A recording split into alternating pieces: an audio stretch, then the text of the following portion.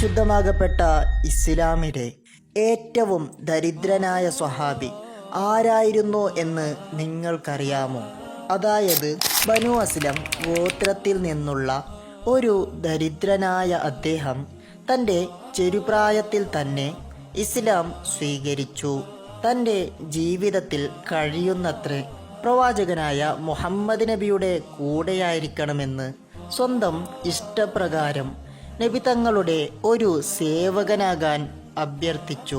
പരിശുദ്ധമാകപ്പെട്ട ഇസ്ലാമിൻ്റെ അതിഥികൾ എന്ന് വിളിക്കപ്പെടുന്നതും നബി തങ്ങളിൽ നിന്ന് ദാനം സ്വീകരിക്കുന്നതുമായ ദരിദ്രരായ മുസ്ലിമീങ്ങൾക്കൊപ്പം അദ്ദേഹം പള്ളിയിലെ സുഫയിൽ താമസിച്ചു. റബീഉൽ അവ്വൽ 12-ാം തീയതി വെള്ളിയാഴ്ച നബി തങ്ങൾ മദീനയിലേക്കെത്തി. പ്രവാചകൻ എത്തിയപ്പോൾ ആദ്യം ചെയ്തത് തൻ്റെ ഒട്ടകം മുട്ടുകുത്തിയ സ്ഥലത്ത് പള്ളി പണിയുക എന്നതായിരുന്നു. ആ സ്ഥലം 2 അനാഥ കുട്ടികളുടേതായിരുന്നു. മുമ്പ് അത് ബഹുദൈവ വിശ്വാസികളുടെ ഒരു ശ്മശാനമായിരുന്നു.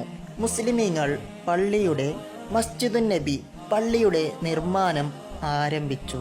പ്രവാചകന്റെ വീട് പള്ളിയിലായിരുന്നു. കുടുംബമോ വീടോ ഇല്ലാത്ത മുസ്ലിമീങ്ങൾക്ക് ഒരു സ്ഥലം അവിടെ ഉണ്ടായിരുന്നു. സുഫയിൽ താമസിച്ചിരുന്ന സ്വഹാബികളിൽ റബീഉ ഇബ്നു കഅബും ഉണ്ടായിരുന്നു.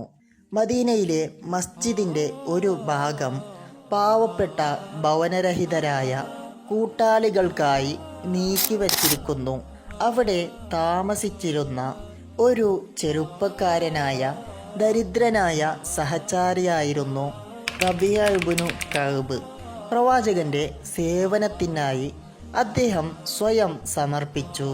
പ്രവാചകന് വുളൂ എടുക്കാനായി അദ്ദേഹം വെള്ളം ഒഴിക്കുകയും മറ്റു സേവനങ്ങൾ ചെയ്യുകയും ചെയ്തിരുന്നു. പ്രവാചകനെ സേവിക്കാൻ അദ്ദേഹം സ്വയം സമർപ്പിച്ചു. പ്രവാചകനെ സേവിക്കാൻ അദ്ദേഹം വളരെയധികം ആഗ്രഹിച്ചതിനാൽ അദ്ദേഹം തൻ്റെ വീട്ടിൻ്റെ മുൻവാതിലിൽ അവിടെ ഉറങ്ങുമായിരുന്നു.